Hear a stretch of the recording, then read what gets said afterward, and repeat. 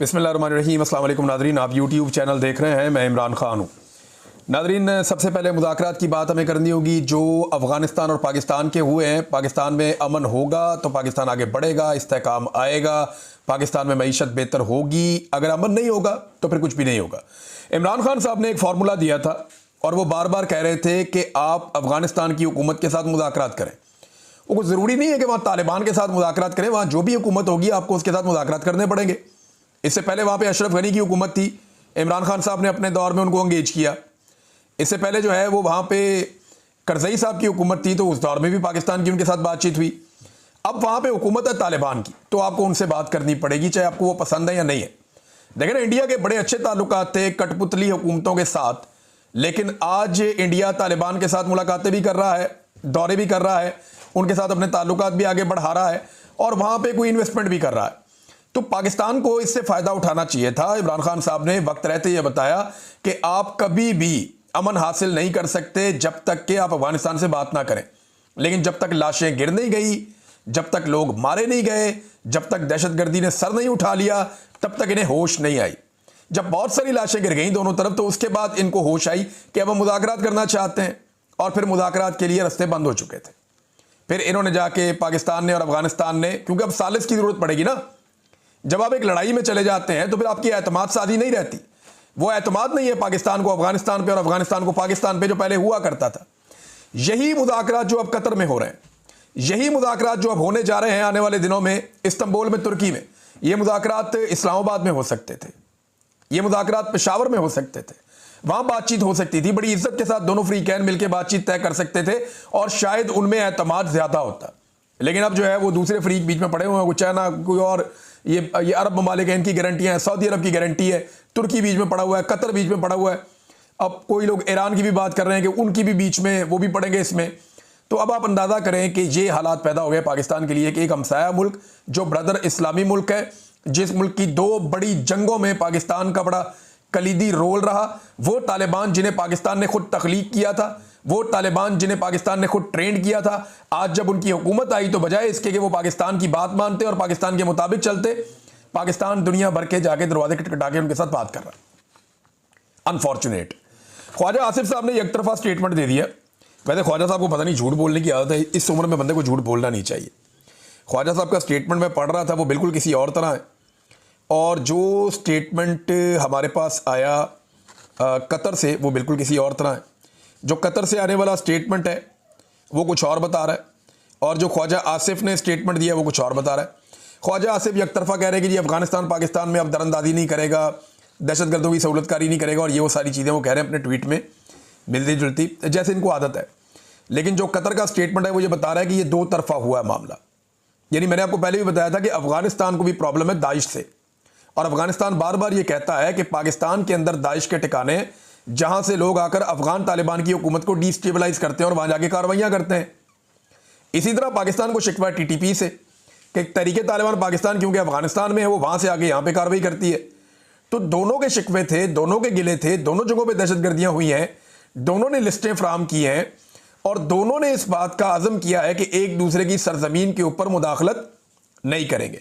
मैं उम्मीद करता हूं कि ये जंगबंदी कायम रहेगी, लेकिन मैं चंद चीज़ें आपके सामने रखना चाहता हूं। एक तो इसी लड़ाई को लेकर जब इमरान खान ने कहा कि मुज़ाकरात करें, तो पाकिस्तान की मिलिट्री एस्टेब्लिशमेंट और उनके जो आला-ए-कार इस वक्त हुकूमत में बैठे हैं, ये सारे फतवे दे रहे थे। कोई आयतें सुना रहा था, कोई गज़वात के हवाले दे रहा था, कोई जो है वो कह रहा था इमरान खान तालिबान खान है, वो पाकिस्तान का दुश्मन और गद्दार डिक्लेयर कर रहा था, कोई ये कह रहा था अफगानिस्तान एक दहशतगर्द मुल्क है और हमारा दुश्मन मुल्क है, और कोई ये कह रहा था कि दहशतगर्दों के सहूलतकारों के लिए हम कोई गुंजाइश नहीं छोड़ेंगे। ये बात बार बार की जा रही थी कि ये सहूलतकार हैं दहशतगर्दों के, हम इनके लिए गुंजाइश नहीं छोड़ेंगे, ये कहा जा रहा था। और अब उन्हीं से जाकर जिनको दहशतगर्द कहा गया, जिनको दुश्मन कहा गया, उनके साथ बैठकर बात करनी पड़ी। देखिए, जब इमरान खान साहब को ये बात पता चली ना, अलीमा खानम वगैरह गए और उन्होंने अदालत के अंदर इमरान खान को ये बताया।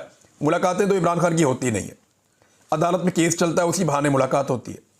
तो वहां जब इमरान खान साहब को यह बताया कि इतने फौजी अफसरान और जवान शहीद हो गए, तो इमरान खान साहब उठकर खड़े हो गए थे, और उन्होंने एक मरतबा नहीं लगभग 10 मरतबा इमरान खान साहब ने यह बात दोहराई कि अफगानिस्तान से रब्ता करो, अफगानिस्तान से बात करो, अफगानिस्तान से रब्ता करो।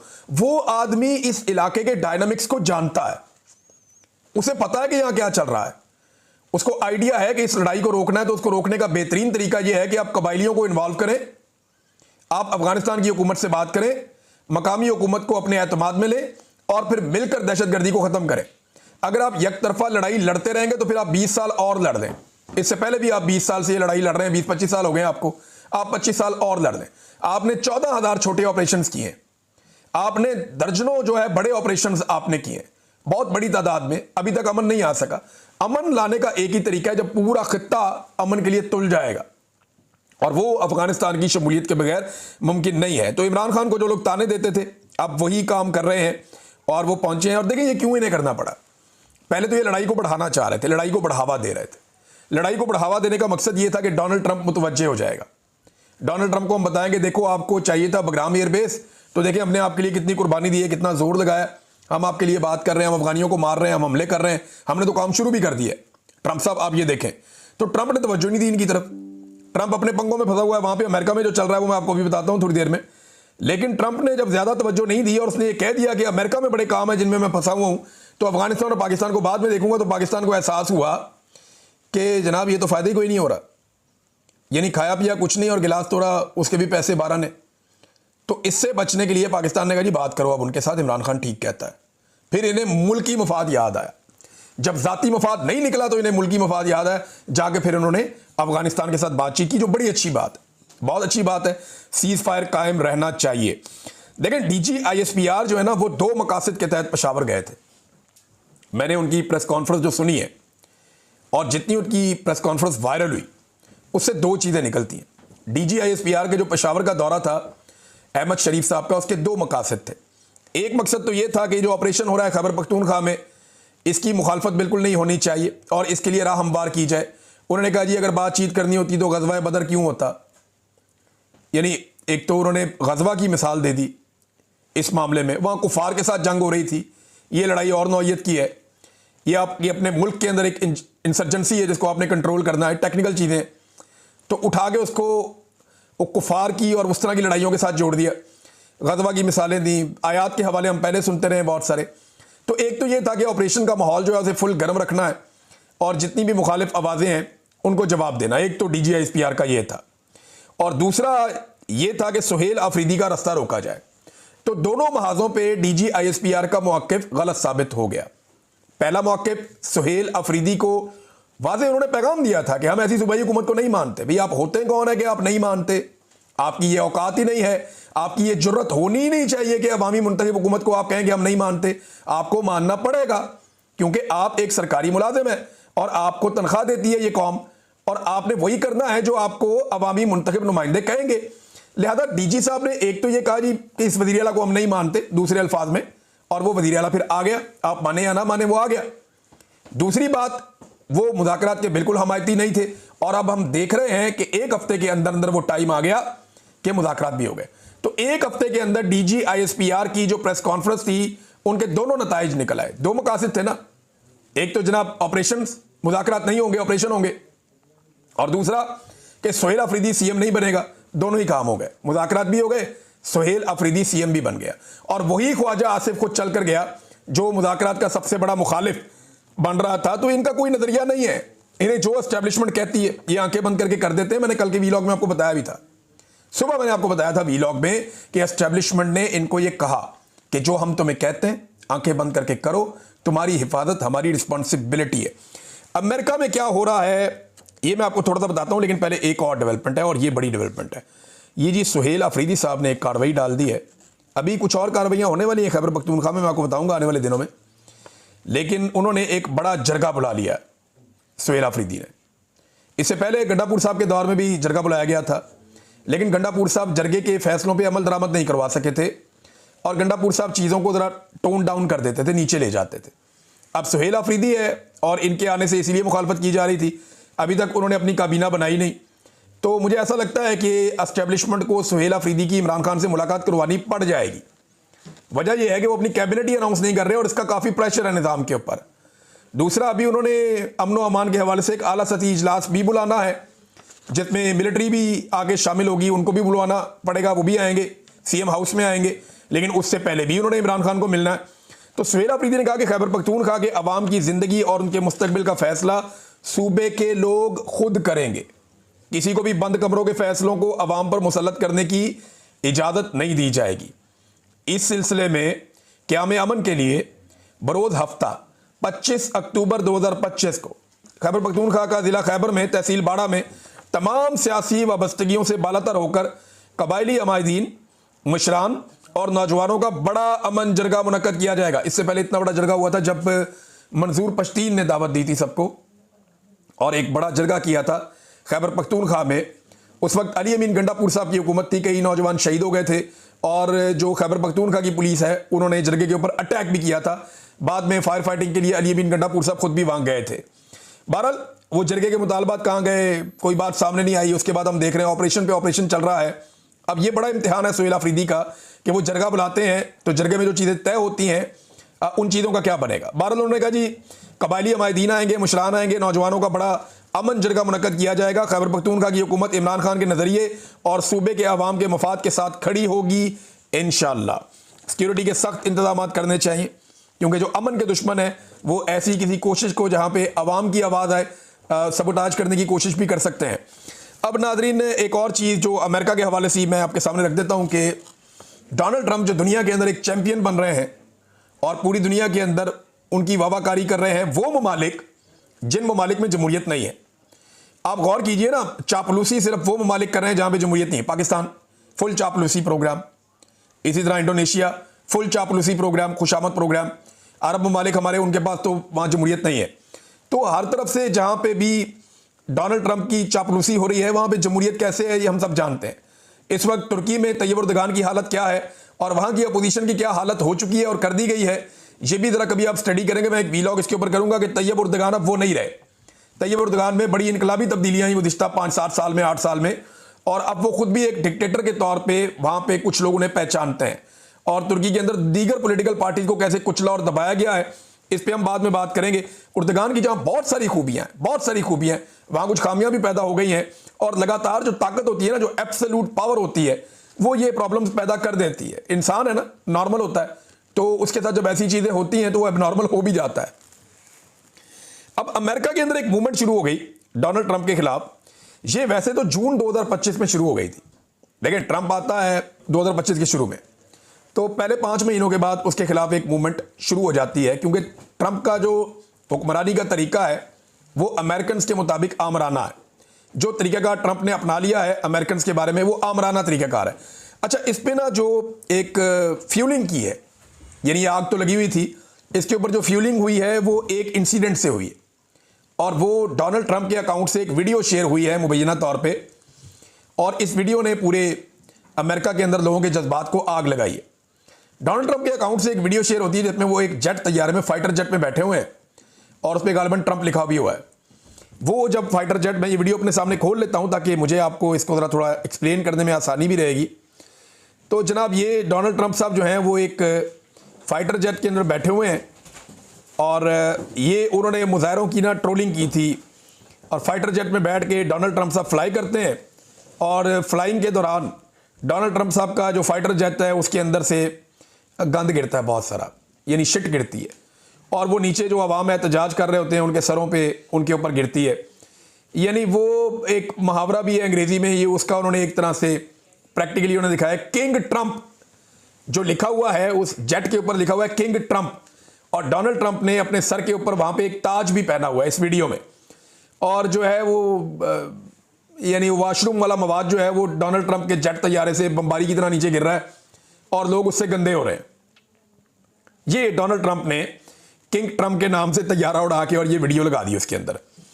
अब ये जो एक आर्टिफिशियल इंटेलिजेंस से बनी हुई वीडियो है, ट्रंप को ये नहीं लगानी चाहिए थी। इससे लोगों ने तौहीन महसूस की और अमेरिकन ने इतनी तौहीन महसूस की है कि इस वक्त जो सिचुएशन है मैं आपके सामने रख देता हूं कि वहां पे जमहूरियत पसंदों ने जो एहतजाज किया, अमेरिका की 50 रियासतों में लगभग 2600 से 2700 शहरों के अंदर, ये बहुत बड़ी तादाद है शहरों की, और 70 लाख से ज्यादा अमरीकी, कुछ लोग कह रहे हैं 5 मिलियन, कोई 7 मिलियन, कोई इससे ज्यादा भी बता रहे हैं, इतनी बड़ी तादाद में अमरीकी ट्रंप के आमराना तर्ज हुक्मरानी के खिलाफ बाहर आ गए और ये तारीख साज मुजाहरे हो रहे हैं अमेरिका में, इस बड़े लेवल पर मुजाहरे पहले कभी नहीं हुए। लोग ये कहते हैं कि ट्रंप, हम तुम्हारी बादशाहत हमें कबूल नहीं है, ट्रंप तुम फौजी जबर की तरफ बढ़ रहे हो, लेकिन याद रखो कि हमारे मुल्क में कोई बादशाह नहीं है। लोगों ने ट्रंप की बड़ी किट लगाई, अजीब अजीब पोस्टर उठाए, ट्रंप के पुतले बनाए मजायका खेज किस्म के, और उसके नमूने बनाए बड़े अजीब किस्म के, और ट्रंप ने जैसे लोगों की तौहीन की, लोगों ने टिका के ट्रंप की तौहीन की।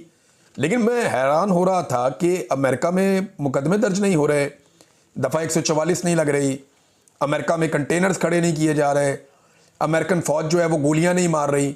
हालांकि सबसे ताकतवर फ़ौज अमेरिका की है, सबसे ताकतवर लॉ इन्फोर्समेंट अमेरिका की है, उनके पास दुनिया के सबसे अच्छे हथियार हैं, उनके पास जेट तैयारे भी हैं, दुनिया की शानदार आंसू गैस उनके पास है। अगर वो कंटेनर्स खड़े करना चाहें या खंदकें खोदना चाहें तो वो ज़बरदस्त काम कर सकते हैं। उनके लिए मसला भी नहीं है 20-25-30 हज़ार आदमी को मारने का, फ़ौरन मार सकते हैं। लेकिन वहाँ पे ये नहीं हो रहा, ना ही जाली FIR हो रही हैं, बल्कि ये जो लाखों मुजाहिरीन आए हैं एहतजाज करने के लिए, इनमें से कोई एक भी ऐसा नहीं है जिसने शिकायत की हो कि गुज़िश्ता रात उसकी चादर और चार दीवारी का तकद्दुस पामाल किया गया है। ये है नाज़रीन अमेरिका। वो इसीलिए सुपर पावर अपने आप को कहते हैं, या इसीलिए बाकी दुनिया से आगे हैं कि वहाँ पे लोगों के जमहूरी हक मौजूद हैं। अच्छा, डोनाल्ड ट्रंप का ये कहना कि मैं बादशाह नहीं हूँ, ये मुझे बादशाह बिला वजह कह रहे हैं, ये मेरे बारे में गलत बात कर रहे हैं। अमेरिकी सदर ने खुद कह दिया अपने मुंह से कि वो मुझे बादशाह कह रहे हैं, मैं बादशाह नहीं हूँ। हालांकि जो वीडियो उन्होंने जारी की थी डोनाल्ड ट्रंप ने, उसमें किंग ट्रंप लिखा हुआ था। तो ये जनाब अमेरिकन का रद्द अमल है जो हम देख रहे हैं। नाज़रीन, एक और बड़ी खौफनाक खबर है, मैं इसकी तस्दीक नहीं कर सकता, लेकिन ज़िया तनोली साहब ने यह खबर दी। ज़िया तनोली साहब मैं जानता हूँ, एक्सप्रेस न्यूज़ में मैं उनके साथ काम कर चुका हूँ, बड़े अच्छे जर्नलिस्ट हैं, दिन अखबार में भी काम करते थे, मुख्तलिफ जगहों पे उन्होंने काम किया है और मेरा एक उनके साथ अच्छा ताल्लुक़ भी है। उन्होंने एक खबर दी है कि खादम रिजवी साहब जो हैं, जो तहरीक लब्बैक के बानी हैं, और उनका इंतकाल हो गया था आज से चंद साल पहले। 16 नवंबर को उनकी बरसी आती है हर साल, और उनका उर्स मनाया जाता है, वहाँ पे उनका मज़ार बनाया गया बाद में। खादम रिजवी साहब, ये आपको याद होगा, वो माजूर शख्सियत हैं जो एक व्हील चेयर के ऊपर बैठते थे, और इन्होंने तहरीक लब्बैक को एक ऐसी पॉलिटिकल पार्टी बनाया जिसने एहतजाज कर करके सबके नाक में दम कर दिया। तो अब उनके दुनिया से जाने के बाद हर साल 16 नवंबर को उनका उर्स मनाया जाता था। अब ज़िया तनोली साहब की खबर है, और कुछ और सहाफ़ी भी ये क्लेम कर रहे हैं कि उनका जस्ते खाकी, यानी उनकी लाश को निकाला जाएगा उनकी कब्र से और लाहौर से बाहर कहीं मुंतकिल किया जाएगा। ये बड़ी खौफनाक बात है। हुकूमत पंजाब का वैसे पता कोई नहीं है, कुछ भी कर सकते हैं। तो ये क्लेम किया जा रहा है कि जनाब ये मुंतकिल किया जाएगा और अटक में या राजनपुर में या कहीं दूर दराज इलाके में मुंतकिल करेंगे ताकि लाहौर में ट्रैफिक के मसाइल पैदा ना हो। अब वजह ये बनाई जाएगी। तो इस तरह तो जो बाकी मज़ार लाहौर में वो भी सारी खाली करके आप किसी खुले इलाके में भिजवा दें, चोलिस्तान में, जिन्होंने जाना है उर्स करने के लिए उधर चले जाया करेंगे। लेकिन ये खादम रिजवी साहब के हवाले से खबर है, और ये अब ये खबर का क्या इम्पैक्ट आता है मैं अभी कुछ कह नहीं सकता, लेकिन आपको पता चल जाएगा। आखिरी खबर नाज़रीन, और ये भी बहुत इंपॉर्टेंट है, ये जो लोग बगले बजा रहे थे और क्रेडिट ले रहे थे कि जनाब हमने इसराइल की जंग रोक ली, फ़लाने ने ये किरदार किया, फ़लाने ने वो किरदार अदा किया, इसने ये कर दिया, उसने ये कर दिया, तो जंग बंदी तो हुई नहीं। और जिन लोगों ने दस्तखत किए हैं वो आवाज़ भी नहीं उठा रहे। अब पाकिस्तान को तो भरपूर आवाज़ उठानी चाहिए कि जनाब किस चक्कर में हमने दस्तखत आपने हम सबसे करवा लिए, बुला लिया, पूरी दुनिया में सौदा बेच दिया जंग बंदी का, जंग बंदी तो अभी तक हुई नहीं। मैंने आपको कल भी बताया था, एक ही फैमिली के 11 बंदे शहीद कर दिए, उसके अलावा मजीद शहीद अलग किए इन्होंने। अब गजा के ऊपर इसराइल की बमबारी जारी है, 38 फलस्तीनी मजीद शहीद हो गए। एक दिन की बात बता रहा हूं, 38 फलस्तीनी मजीद शहीद हो गए, 143 फलस्तीनी मजीद जख्मी हो गए हैं। जब से जंगबंदी हुई है, 4-5 दिन की कहानी है टोटल, और इतने दिनों में 47 बार जंगबंदी के मुआहदे की खिलाफ वर्जी हो चुकी है। रफा की जो क्रॉसिंग है जहां से इमदाद आती है, उसे गैर मुय्यना मुद्दत तक के लिए इसराइल ने बंद कर दिया है, जो जंगबंदी की खिलाफ वर्जी है। और गजा मलबे में 70,000 टन बारूद दबा हुआ है, यह भी क्लेम किया जा रहा है। इसराइल की दरिंदगी तो खत्म हुई नहीं, अब कौन रोकेगा? कौन बिल्ली के गले में घंटी बांधेगा? क्या शहबाज शरीफ जो उछल उछल के तारीफें कर रहे थे डोनाल्ड ट्रंप की, कल मैं सुन रहा था हमारे फील्ड मार्शल, ये पहली मरतबा मैंने तारीख में ऐसा सुना, इससे पहले मुझे नहीं याद पड़ता कि कोई army chief passing out parade पे जाएं पीएमए की और वहाँ नए फौजियों को या नए जो ऑफिसर्स आ रहे हैं, नया खून जो इंडक्ट हो रहा है फौज में, उसको अमेरिकन प्रेसिडेंट की तारीफ सुनाएं। अब तक के लिए इतना ही। अपना ख्याल रखिएगा, अपने चैनल का भी। अल्लाह हाफिज़।